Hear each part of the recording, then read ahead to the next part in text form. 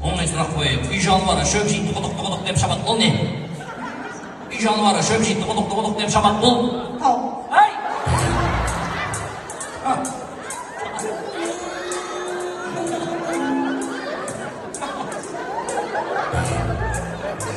Үй жануары шөп жейді құдық деп шабады. Сөп. Тау не тау шабады беді. Тағы сұрақ қойын. Белі бүкір, алысқа түкір, мылтық ол не?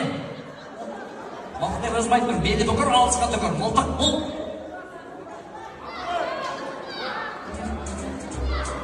Жұмбақ. Тағы бір сұрақ қойын. Өте оңай. Адамға ең соңында шығатын тіс не деп аталады? Протез деп аталады. Ақылсыз.